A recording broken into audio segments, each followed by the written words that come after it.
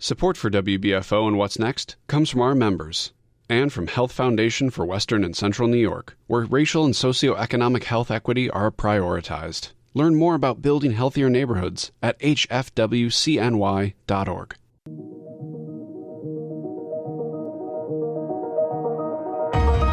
I'm Jay Moran.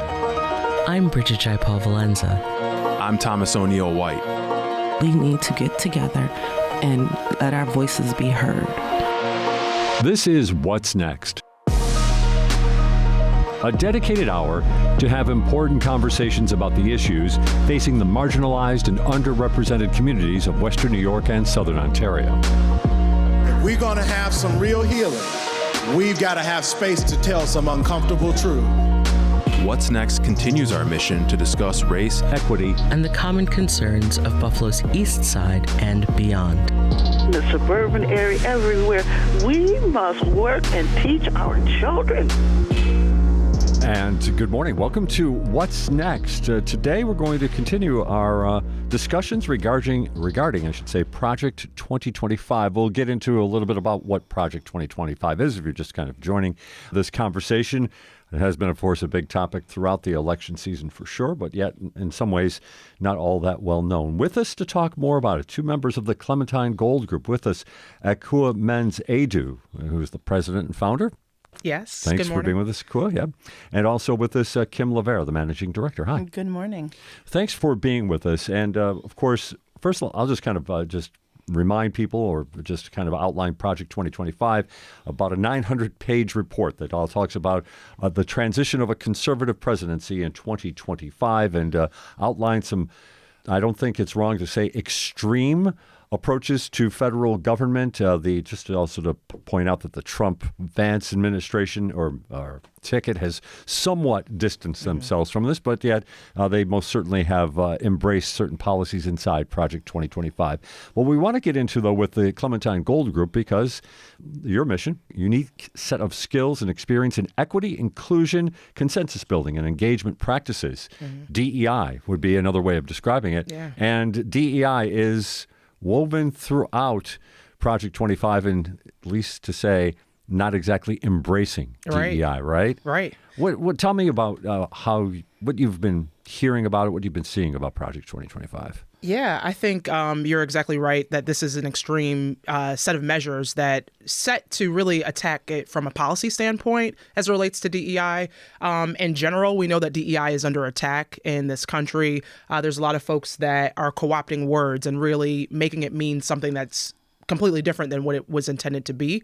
And so in the Project 2025 framework, it really is highlighting a lot of different ways that it aims to attack it from a federal level. I mean, in general, they're looking to get rid of a lot of these terms and, connection to the work that's being done at the federal level and rolling that back. And so we see it as a measure that, we need to get the word out around how this is really going to be detrimental to everyone, right? When we think about DEI, it's not just a certain set of folks that get to benefit from it. It really is laying the groundwork for everyone to benefit from DEI efforts. And it's interesting how you mentioned co-opting of words and terms that are associated with DEI. And this might be a great way just to kind of start our conversation, and then we kind of move into some of weave that into, what is involved in Project 2025. But when you say terms that are being co-opted, what are you talking about?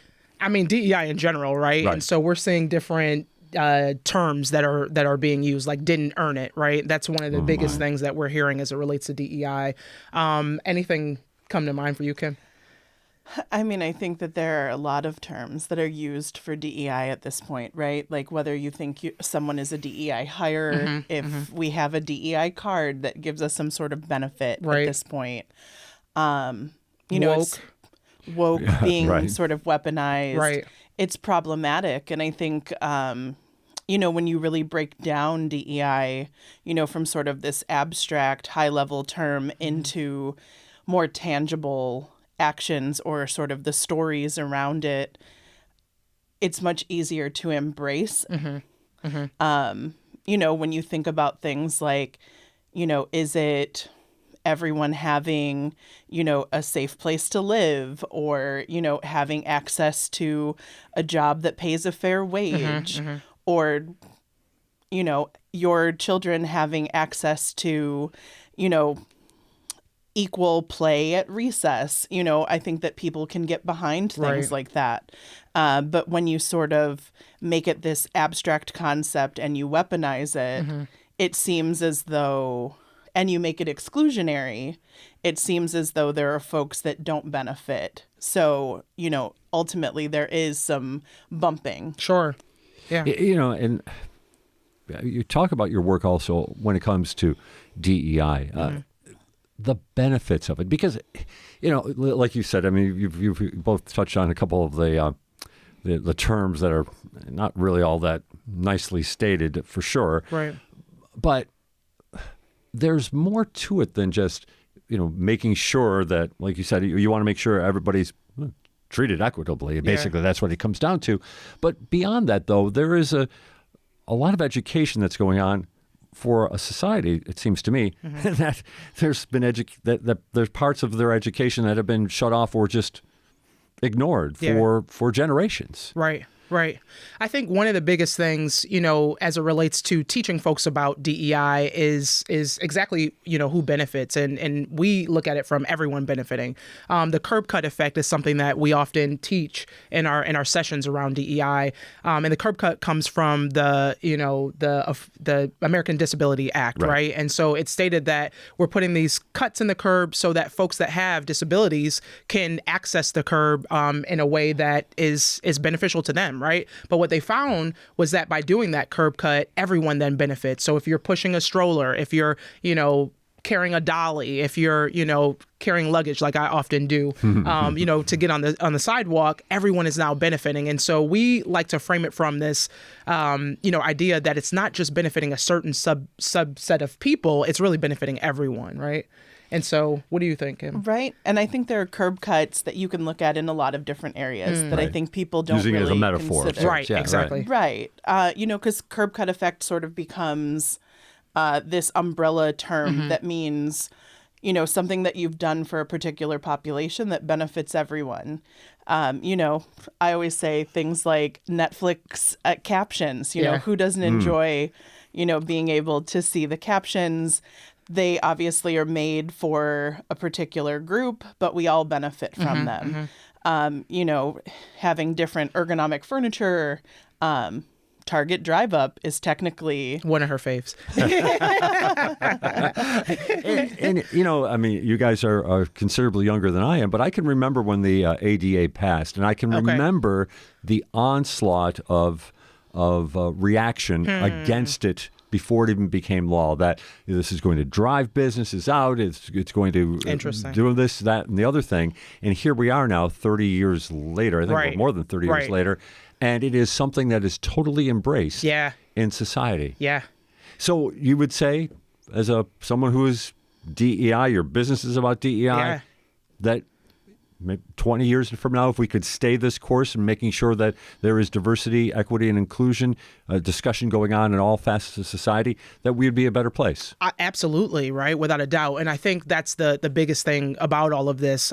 We are seeing studies that say when you start to break this down, so you take this from this abstract level of, a word and break it down into nuances for everyday folks, they embrace it, right? And that's what we try to do as practitioners in this space, is take it from this abstract word into your everyday practice within organizations, right? And so when you talk about pay equity and people getting paid fairly, a living wage for the work that they're doing, not many people are going to say, no, you don't need that, right? Like, you're going to embrace that. And so when you start to say, if you are having a child and you have pregnancy leave or, paternal leave afterwards, no one's going to really say that that's not a good thing, right? And so I think that's the biggest thing about all of this work, is taking it from this word that's now being co-opted and used as a scary term to saying, hey, everyone is benefiting, right? And this is something that we can all get behind, for sure. I'm wondering, in your work, when you're going out to, whether it's companies or other organizations, do you see maybe inside these discussions, do you get pushback from people who might be coming from that angle, that, for lack of a better term, we'll just call it the Project 25 angle, looking for kind of these nuances of things to push back upon and somehow make it into a different discussion than it's meant to be?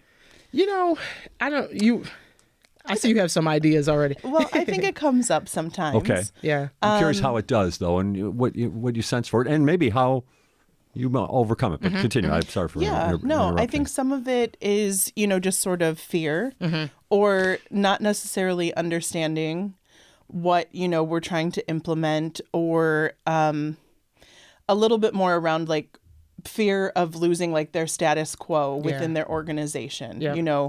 They've been at a certain level, they've enjoyed certain privileges. And, if someone else is able to come in, does that mean I lose all of those privileges? Right.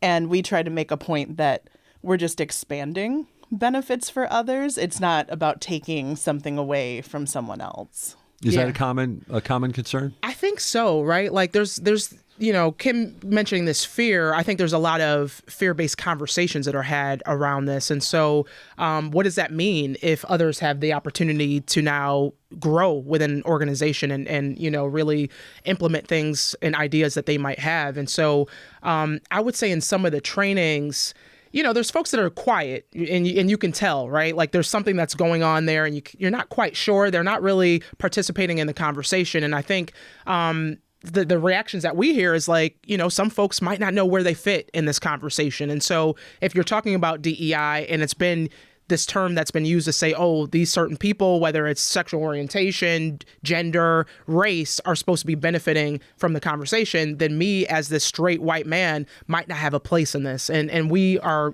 saying, no, you do, right? Mm-hmm. This is something that is also going to benefit you. When we think about organizations that have diversity at the helm, they're more successful. We're seeing more innovative ideas that are coming because you get to challenge each other and talk about your own lived experience that might make something better, right? Like when we think about equitable decision making, it's making sure that everyone has an opportunity to contribute. And these are the things that we are operationalizing within organizations, right? It's a way that you do work, inclusive working agreements. How are you going to handle conflict when it arises, right? And we know that folks coming from different cultures approach these things in a different way. So how do we make sure that the table is set in which everyone can contribute and challenge the idea to make it a lot better? Right. And from these inclusive working agreements and, these new sort of cross-collaborative groups, things like that, we're seeing increased profit margins for a lot of organizations at a time where, when you think about inflation and all of these things, increased profits and bottom lines and, potential benefits for your employees is a great benefit. Absolutely. And so you are seeing or hearing from some of the organizations that you're working from that it's the DEI training is achieving more than just, and I don't want to say than just, but than helping kind of everybody understand each other a little bit better. Yeah. But they're actually seeing bottom line. Oh, yeah.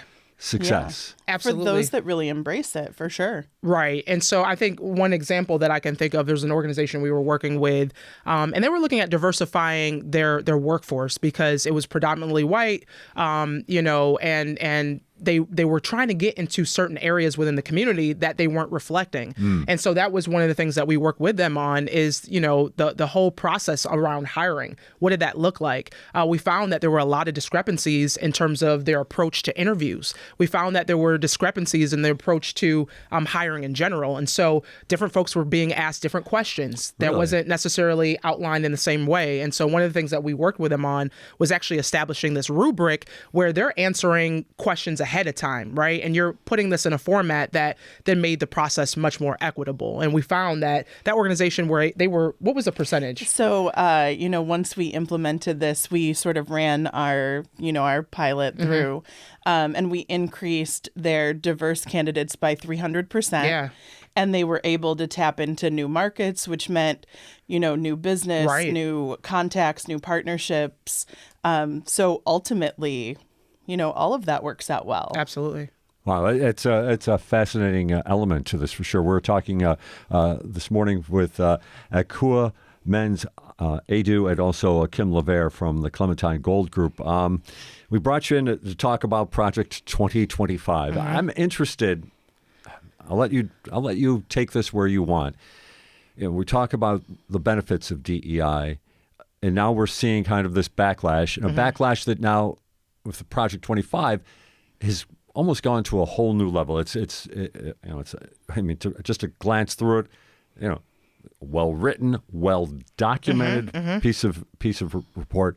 But from your perspective, where is it being generated from? I mean, is it just a political maneuver to try to capture a certain voting percentage in across the country, or is it coming from someplace that's maybe a little bit more of the traditional part of America that is not always the best part of America? Yeah, I think you're saying it exactly right in your latter statement, because one of the things that we're finding is that we're becoming a plurality nation, and that means that we're not going to have a single ethnic or racial majority in this country, and it's already happening in larger cities. The city of Buffalo, for instance, is 53% people of color and 47% white, and so that's due to the increase in new Americans that are coming into our community, and we find that when you have new Americans, they're hardworking, right? They want to promote growth within a community and society, and when you read this Project 2025, you're seeing that they're trying to reverse a lot of that.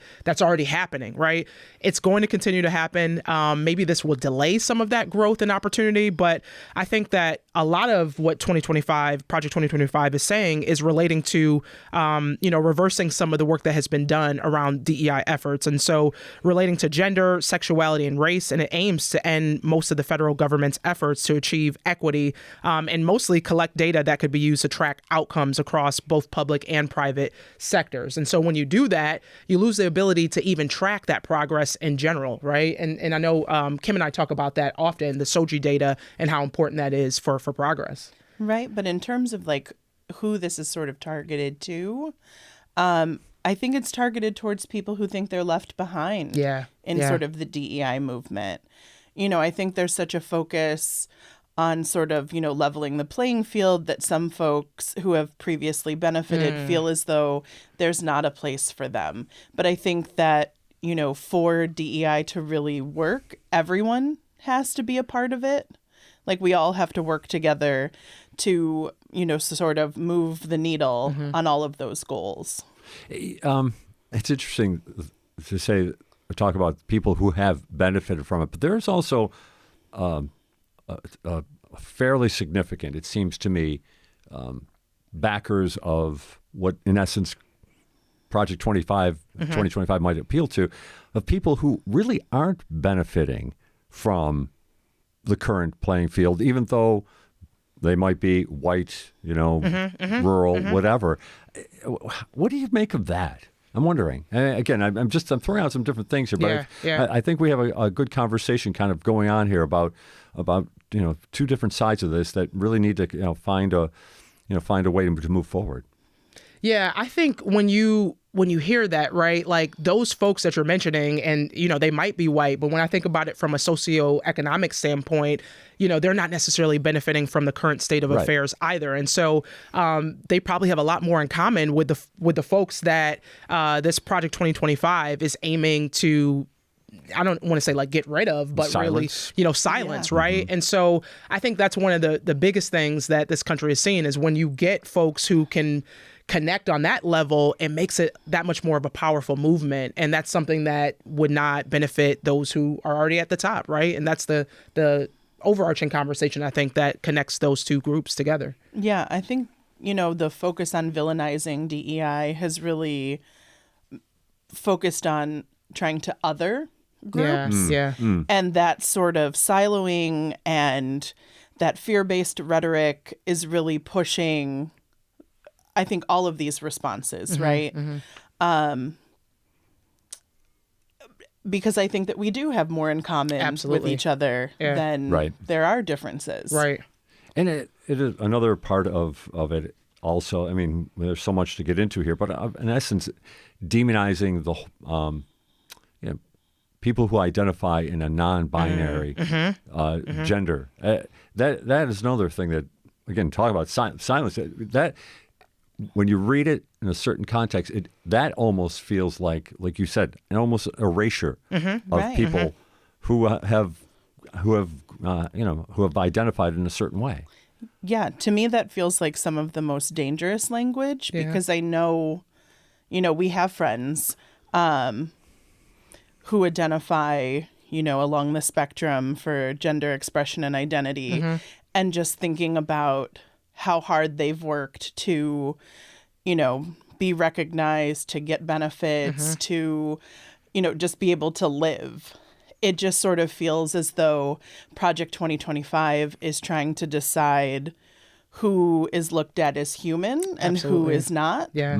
Yeah. And that feels really dangerous. Yeah, it does. And I would say that, in the context of Project 2025, their aim is to take the following terms out of every rule and regulation.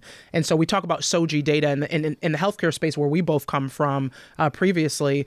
It is something that we rely on to make decisions, right? When you're able to disaggregate data to that extent, you can then see who's being left behind, whose outcomes aren't the greatest, right? And those are things that in healthcare and other sectors we depend on to make decisions around things like resources and just where we need to put more efforts in. And so the Project 2025, it says that they need to take out terms of every rule and regulation, and that includes SOGI, so sexual orientation and gender identity, DEI, gender identity, gender equity, gender awareness, gender sensitive, abortion, reproductive rights, reproductive health, and reproductive rights. And so if you get rid of all those terms and we can't take note of, where people fall in line in that spectrum, then what does that mean? It means that people who are already marginalized become even further marginalized and disenfranchised by our current systems that were built by people who might have different biases, right? And so we've made so much effort to be able to find those different pockets so that we can rightfully put things together in order to make them better, right? What do you see inside that data that you'd have access to right now? What are the things that you might think are, kind of hidden elements that really need to be highlighted when it comes to understanding, how current policies or how traditional policies have impacted people, like you said, that are marginalized? What are we seeing? Yeah, I think, a great example of that is something that we all recently went through, right, which is the COVID, pandemic. And so when I think about it from a healthcare standpoint, we know that folks who are already marginalized had a harder time, and the death rates were a lot higher for those folks than it was for folks that might not have been in that situation, right? And so when we looked at the data, especially coming from the healthcare organization we were working in, we found that there were certain communities that suffered more. When we looked at 14215, which is predominantly East Side, community, they had higher rates than the other folks that we were servicing in that specific space. And so if you can't say that, these things are happening, then you can't put something in place to really make sure that those folks are getting more support and help, right? It doesn't make sense to use limited resources for folks that don't necessarily need it. And so when you're able to disaggregate and find that there's certain pockets within communities that are suffering more, then you put resources behind those that need it the most, Absolutely. It's interesting to hear it phrased in that regard, because it seems almost after, it's something now that this element of Project 2025 is talking about kind of eliminating something that we've all become very accustomed to and very comfortable with, identifying ourselves in certain ways. Yeah, yep. It's a odd development in terms of that. I mean, I always keep wanting to kind of come back into, like, from where does that really stem? Is it, like you said, just do you really feel it's kind of coming to this kind of dark place that just says we want to just people who are marginalized already? That's fine. Yeah.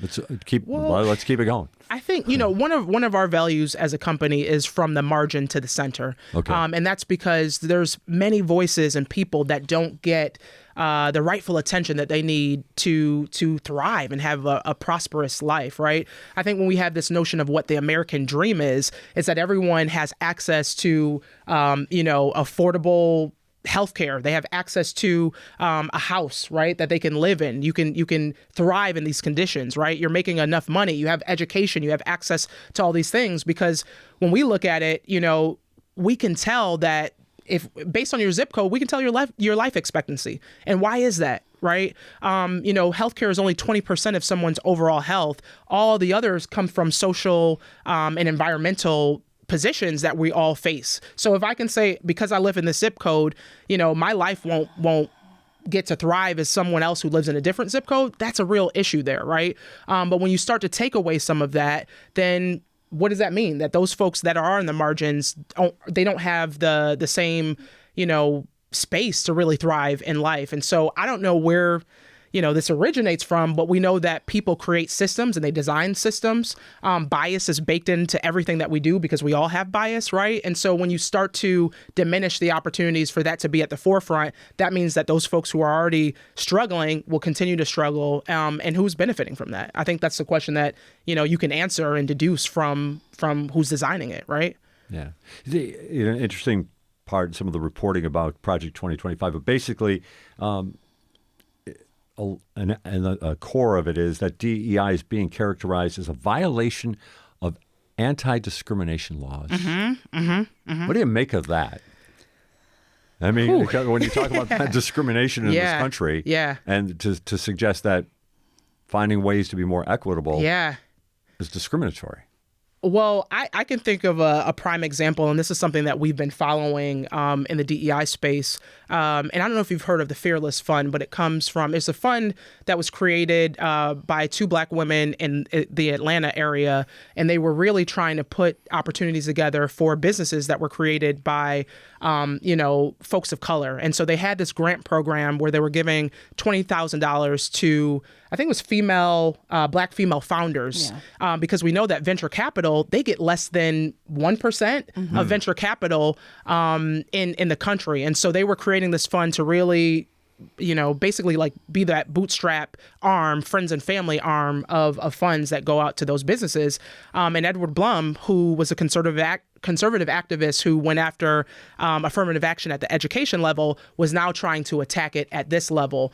And so one of the things that we've seen is that when you attack that, they were trying to make a precedent across the country where race-based race-based concepts were now being pushed back. And so if you can do it at that level, then you can make sure that race-based isn't being included in a lot of different areas. And there's a lot of organizations, foundations and alike, who are now trying to revert back from that because, there's this fear around getting in trouble because the Supreme Court has now made this case, right?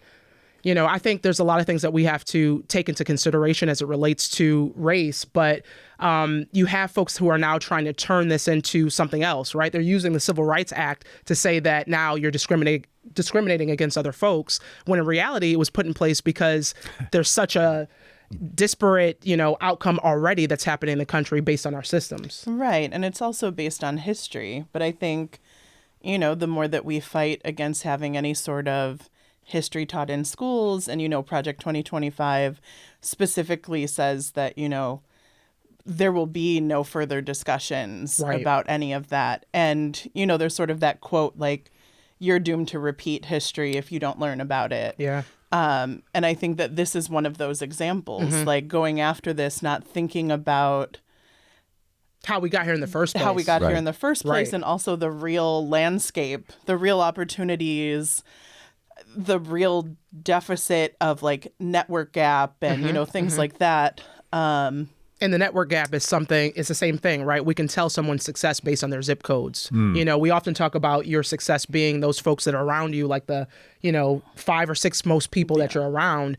But we can determine that if you're in a zip code where there aren't that many successful people, you're doomed to be in that same category, right? And so what we also find around the data is if you don't measure it, it doesn't matter, and you can't take that into consideration. And so one of the things that Project 2025 aims to do is to get rid of the collection of all this data at the federal level, all these different institutions, and if you're not measuring it, it doesn't matter, and you can't, fix it. You can't center that in the conversation. And for some organizations, that federal measurement, the EEO1 data is the only thing that they use to measure. So all of a sudden, the ways that you're measuring, your hiring, your promotions, your onboarding and offboarding, if there's no data, you can just say you're doing great.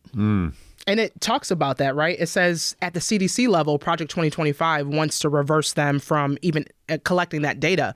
And so think about that. We just had a pandemic. if we weren't able to look at the data and see who was dying at higher rates and what was happening around that, we couldn't really target those communities with preventative measures and, things like the vaccination, right? Like, so those are the types of things that this would aim to end, which just means that, like I said, the folks that are already marginalized will continue to fall further and further behind. We are talking about Project 2025 this morning on What's Next with two individuals who've given it some thought. With us, we have Ekua Mends-Aidoo and also Kim LaVare of the Clementine Gold Group. We're going to take a time out on What's Next and come back with more. This is WBFO. At Buffalo Toronto Public Media, community is at the heart of everything we do. Whether we're dancing alongside you at Porch Fest, inviting you in for a tough conversation about systemic racism, teaching you about what to do when someone overdoses, or entertaining you with free concerts in our performance space. Engaging with and serving our community is our top priority. This is public media. Hi there. Thank you for listening to WBFO, your NPR station. It's our annual membership pledge drive right now, and we're taking an important moment to ask you to become a sustaining member of Buffalo Toronto Public Media, your community radio news station. Being a sustainer means that you are a crucial, ongoing monthly contributing member of our family. Donate online now at WBFO.org or call 1-877-456-8870. You're listening to What's Next, our place to discuss the important issues of our communities of Western New York and Southern Ontario. We want to hear from you. Click on the Talk to Us option in the WBFO app, and we will work to get your questions or comments on the air. Do you have a story or concern that we should be addressing? Email us using what'snext@wbfo.org. Together, we'll have the conversations that are needed. This is WBFO, your NPR station.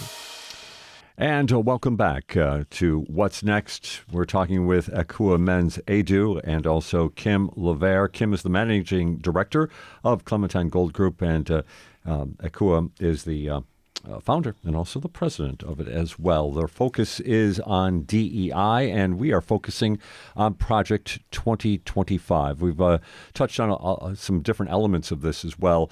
Ekua, you mentioned, of course, healthcare and how the need for data that Project 2025 basically promotes changing in the federal government and just basically eliminating that data.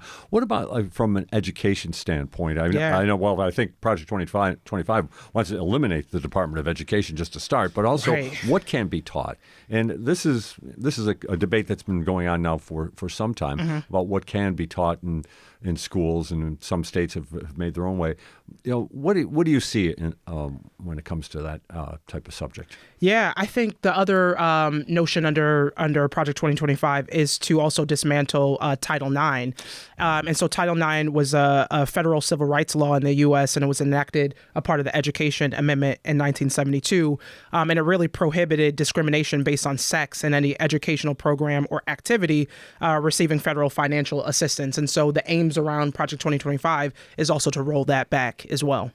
It's interesting you mentioned Title IX, because under Title IX, if I understand it, basically has made women's sports in colleges, or any federally funded college has made those programs, they had to be funded on the same level as men's. Yep. And it's interesting that we're at this time now that we have seen now an explosion of women's sports. Absolutely. And think about, again, I was 10, I think, when Title IX came out. But, the idea that the complaints at the time were, well, this is just a waste of funds. Why are we doing this? And I won't get into some of the other things that we probably heard over the times. But just to reflect on that idea that, look at all of a sudden, there's a huge market for women's sports. Absolutely. And 50 years ago, nobody believed that was going to be the case. Right. Look at the WNBA, for instance. I know a lot of folks have been paying attention to that, but there's an expansion of teams that are happening now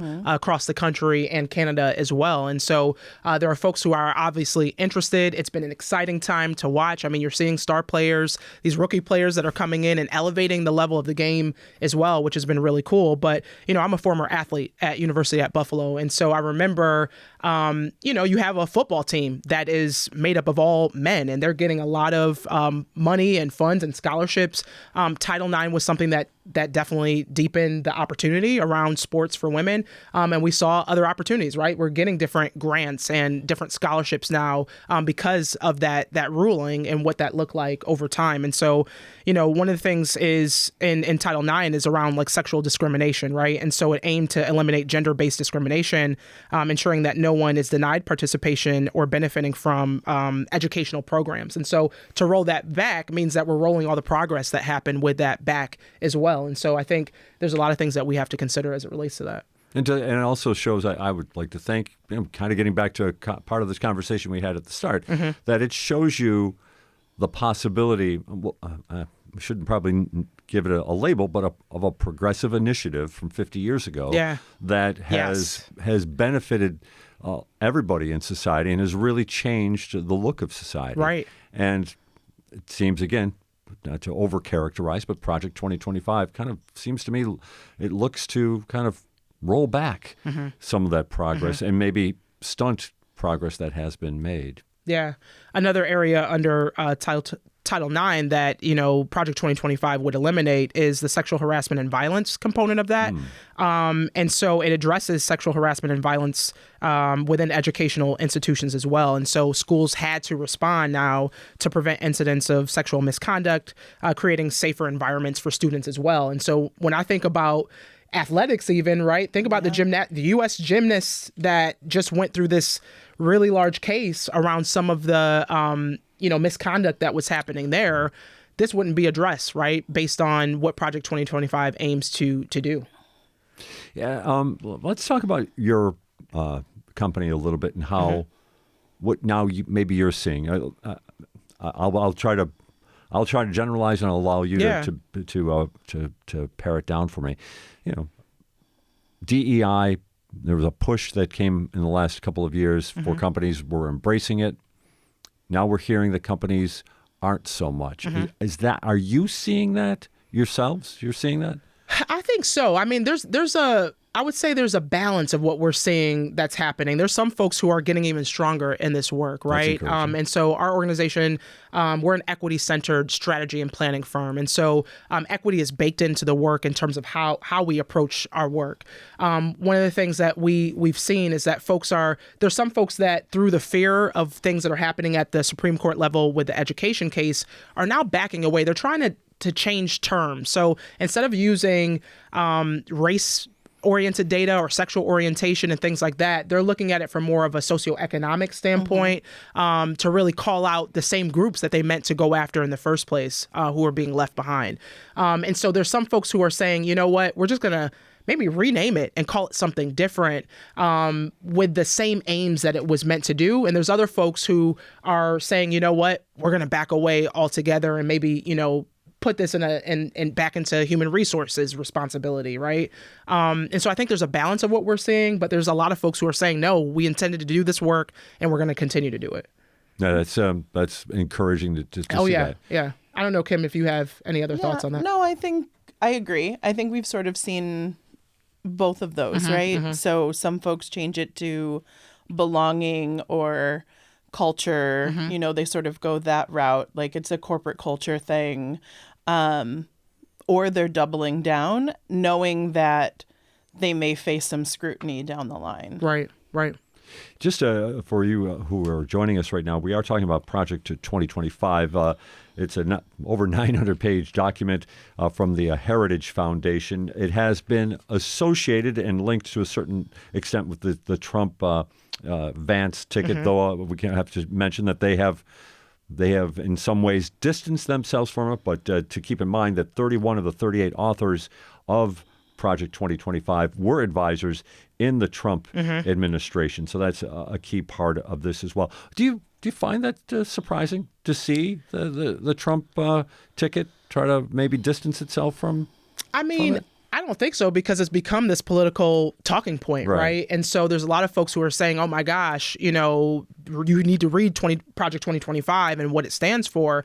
I know that they were also giving different conservatives and Republicans scores as it related to their specific agenda through the Heritage Foundation. And J.D. Vance actually had a score of 93%, a lifetime score from the Heritage Action for America, whereas Republicans' average were around 61%, right? And so you have someone who is being touted as, oh my gosh, they're going to be someone who follows our plans forward, and this is the plan of action for the first 100 days for when that conservative president comes into position and play in the U.S. And so I'm not surprised that people are moving away from it, because it's become this political talking point to say, hey, this is what they really intend to do. But at the same time, people do need to recognize what this looks like, because there's been measures in the past that have been passed by conservatives in that way. Actually, J.D. Vance, as a senator in Ohio, was someone who recommended rolling back DEI at the federal level. So this is something that has already taken place. He co-sponsored a bill to do that. And so we're not surprised. We just have to be ready and position ourselves for the backlash that it might cause. I know in some quarters there's let's not talk about politics. All right. Yeah. Right? Let's not talk about politics. But I'm kind of curious about maybe just, you two have your business interests and such. Are you hearing political conversations, and are you hearing anybody talking about Project 2025?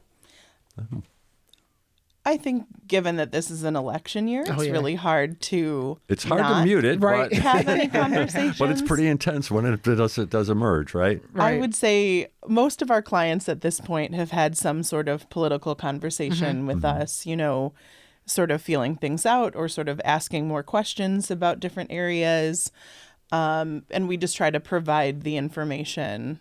Yeah, I think, to the point of, if this data collection is now not taking place, like what are what then do you do, right? Because a lot of organizations rely on this data to make informed decisions on what they should do in terms of their operations. And so I think a lot of the conversation has been from a preventative standpoint of, hey, we got to be prepared with these two different situations, right? If there is a progressive president, then we got to follow this line of thought. If there's a conservative, president, we got to follow this line of thought. And so I would say, besides that, as it relates to, how an organization operates, there's a lot of conflicts that are happening within organizations as well. And one of the things that we found, we do managerial trainings, right? And so leadership development trainings and really preparing the leaders for the future of what's to happen. And the politics don't stop once you enter the four walls of the workplace. Right. So a lot of conflict we're seeing happening within the workplaces because people have different ideologies and, are maybe struggling to operate in a sense of civility within organizations. And so we find that not only is it from an operations standpoint, it's also a day-to-day in terms of interactions and the culture that really makes up the workplace as well.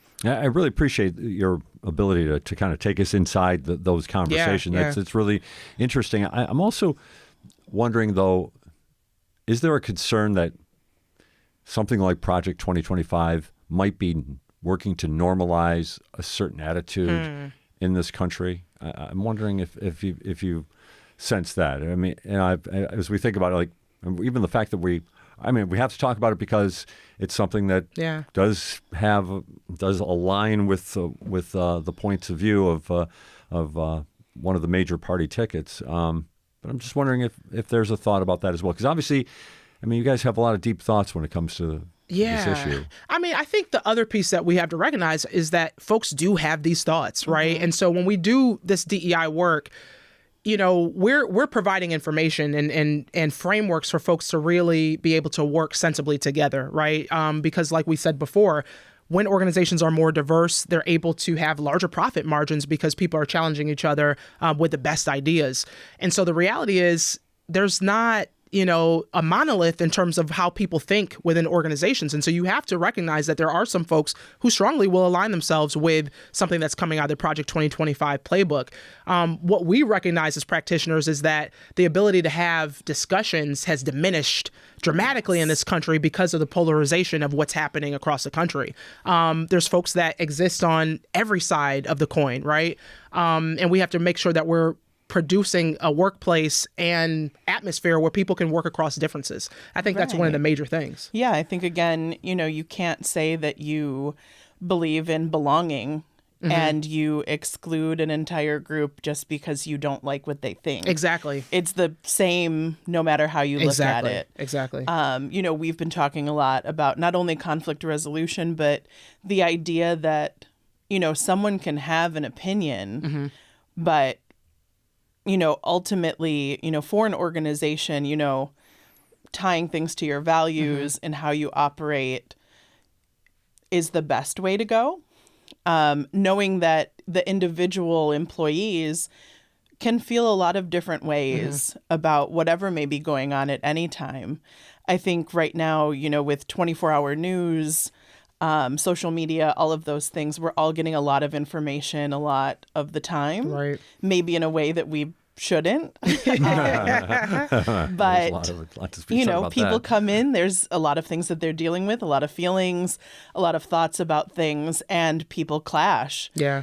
So, navigating how you can create belonging, knowing that not everyone is going to think the same thing. Exactly. We don't believe in that. Yeah, and we can't, right? Because, I think a lot of folks think that this work is around changing hearts and minds, but how we look at it from an organizational standpoint is really navigating around behaviors, a set of behaviors. And so tying behaviors to those values. What does it mean to have a respectable workplace, right? That means that when I come into the workplace, I'm going to greet everyone. I'm going to say hello. I'm going to be pleasant in terms of my exchanges. It doesn't mean that, you have to believe this or believe that, right? And so navigating that to a point of what behaviors look like and what behaviors are deemed acceptable and not acceptable is really the stemming of the work that we're doing at this point in time, right? We're not trying to change those hearts and minds, but we are trying to regulate how your behaviors are working in the workplace. That's really interesting. Yeah. Not trying to change hearts and minds, but trying to make it work in the workplace. Exactly. We've got another time out here. We're going to come back and finish our conversation, and it's been a good one today with Kim LaVare, Managing Director of the Clementine Gold Group and its founder and president, Ekua Mends-Aidoo. This is What's Next on WBFO. Ever think about state government and just get totally lost? Well, I'm Corey, and this is Compact Civics, so of course I got you back. First, let's look at the 4 key officers elected by the people in New York State. The governor leads the executive department. The lieutenant governor is elected on a joint ballot with the governor. The state comptroller is in charge of the Department of Audit and Control, and the attorney general heads the Department of Law. Then, there are the heads of state departments and agencies. This is a long list, but what you need to know is that they're all in the executive branch and most are appointed by a governor. But the notable exceptions are commissioners and chancellors of education, which are all appointed by a board. The state legislature is bicameral, which means there's an upper and lower chamber. In New York, it's called the Assembly and the Senate. And for local governments, New York State is divided into 62 counties, which include the 5 boroughs of New York City. All these local governments have the power to adopt local laws that align with the state constitution and general laws. Yeah, New York government can seem complex, but what do you expect from a state with nearly 20 million people? Special thanks to our partners, the Buffalo Presidential Center, whose mission is to explore and share stories about Buffalo and Western New York's contributions to the U.S. presidency and national affairs. You're listening to What's Next, our place to discuss the important issues of our communities of Western New York and Southern Ontario. We want to hear from you. Click on the Talk to Us option in the WBFO app, and we will work to get your questions or comments on the air. Do you have a story or concern that we should be addressing? Email us using whatsnext@wbfo.org. Together we'll have the conversations that are needed. This is WBFO, your NPR station. And welcome back to What's Next with this Ekua Mends-Aidoo. President and founder of Clementine Gold Group, Kim LaVare is the managing director, having a conversation here that's built somewhat around talking about Project 2025. Most certainly would encourage people to research it a little bit more and also perhaps maybe even take a look at the original document. It's I will say it is a well-sourced document for sure, but really twists around a lot of what I think has been common language in the in society for a while, and I'll let other people make their judgments on it than have me take it. But I wanted to maybe get into a conversation here about when it comes to just the idea that we're only so far when it comes to race in this country. And to see a document like this become so embedded in the political sphere and almost to a certain extent maybe normalizing a certain stance, how troubling, I guess, for lack of a better term, is that for you or for people that you know? Yeah, I mean, let's be honest. A lot of the work that we do, we look at it from an extension of folks who came before us, right? This has been a fight in this country since its inception, I think, right? And this is work that needs to continue to happen so that folks can live a prosperous and thriving life. And so by diminishing the conversation around things like race, we only diminish the progress that has continued to happen over, centuries at this point, right? And so I think one of the things that we have to continue to do is have the conversation, continue to get more comfortable around the conversation, because a lot of folks already have a fear around having the conversation to begin with, right?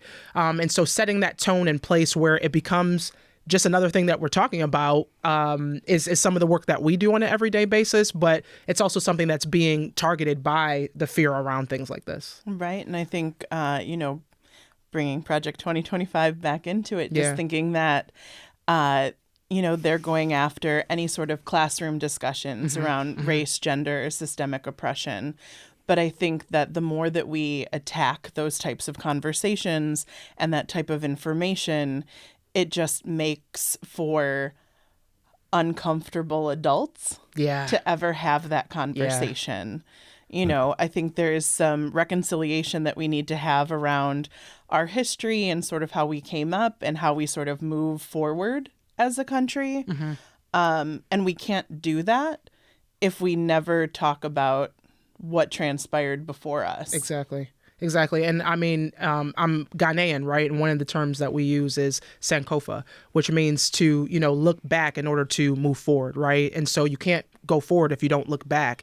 And so to Kim's point, she has 2 young children, and these conversations are things that they're having in school, right? Or there's bumps and ruptures that are happening in schools that we've even had happen to us, right? And so if this continues in a way where we can't talk about this, or we're removing the possibility to talk about this in the not only the workplace but also in schools, what does that mean for us as adults? And I think that poses a really large question, right? It produces more uncomfortable adults who then don't have the conversations, and the ruptures continue to happen in the workplace and in our society altogether. I don't think we've made any mention of it, but it does show itself in Project 2025 is definitely a backlash against critical race theory. Let's maybe turn this on its head for just a second, and in talking about why that is important to be taught. Again, I guess we kind of just got into it a little bit here, but it's something. It very quickly turned into this hot button issue. It went from being something that people were kind of talking about and exploring to all of a sudden it's something, the state of Florida basically went out of its way to ban it from the classroom. Yeah, I think that's another one of those terms, though, that gets co-opted. Right. Exactly. Because elementary students are not learning critical race theory, right? High school students are not learning critical race theory. We're just talking about learning basic U.S. history. I think that critical race theory was a really hot item for a while there was a lot of confusion about what it was. Right. And I think the more that folks worked to define it and to sort of say, actually, it's not taught until upper college level or graduate level, and those sorts of applications, that we were like, oh, and it became less of a concern. But now just sort of talking about any education around that, is the issue. And I always find myself asking folks who, might have strong opinions around things like this, what is it? What does it mean to you, right? Because oftentimes we think there's a shared language that is happening around some of these terms, but there really isn't. So what is critical race theory, right? And I bet a lot of folks would struggle to even define it, right? It came out of the 1970s, and it was really trying to push this sense of what traditional civil rights was happening, the approach to civil rights to address systemic racism in general, right? And so CRT, it was arguing that racism is not just a product of individual bias or prejudice, but it was embedded in legal systems, policies, and social institutions. And we know that that's the case, right? Like a lot of these things that are happening, for instance, there's a big conversation around transportation right now. And you think about urban renewal and what that did. It drove highways in the middle of different neighborhoods and it prevented these neighborhoods from growing and prospering, right? So when you think about the notion of what happens after that, now we have a larger context to talk about. Environmental racism that happens where there's certain communities that we're looking at cancer clusters. It's happening higher in these communities because of their proximity to hazardous waste that might have been dumped in their yards, right? These are things that a lot of these issues are targeting and trying to address ultimately. How do you address that? So I have to believe that critical race theory has come up in these many conversations you've had in these organizations that you go to. How do you work around that? Just what you kind of did there, right? The idea that it's highly misunderstood. I mean, how do you do it?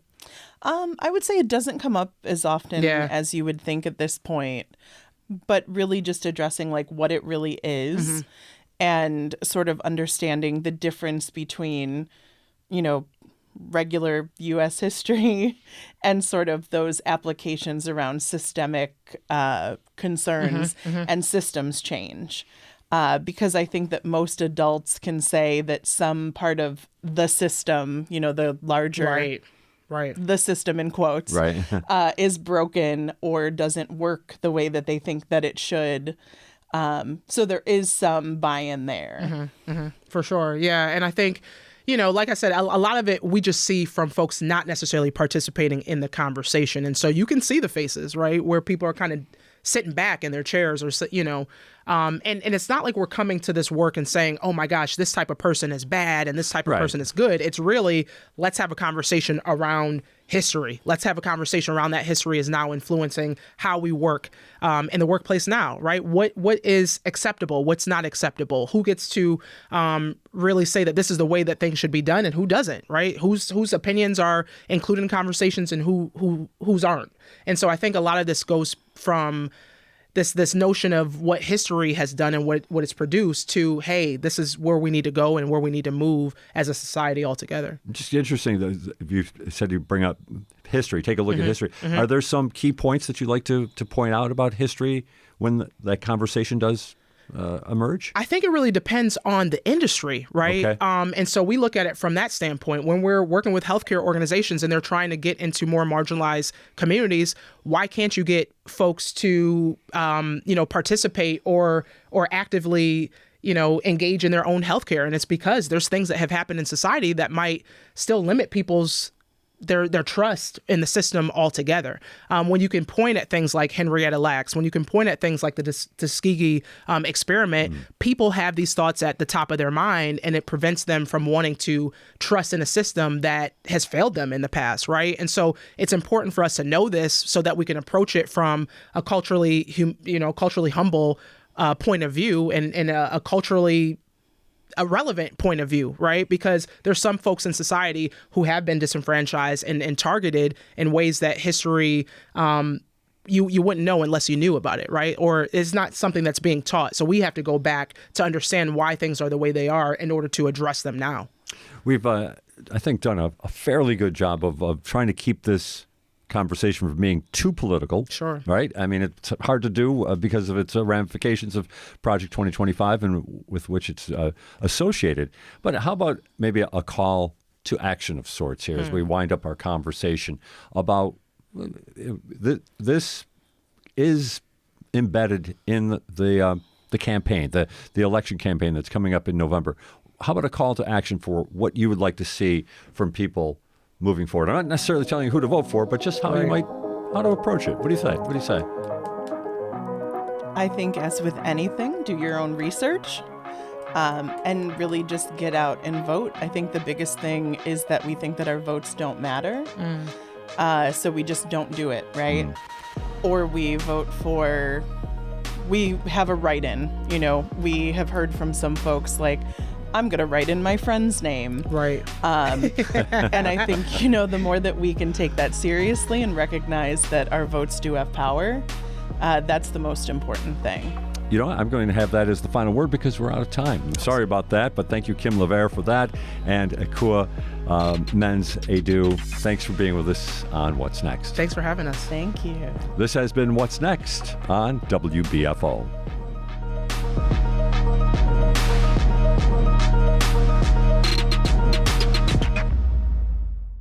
Support for WBFO and What's Next comes from our members and from Health Foundation for Western and Central New York, where racial and socioeconomic health equity are prioritized. Learn more about building healthier neighborhoods at hfwcny.org.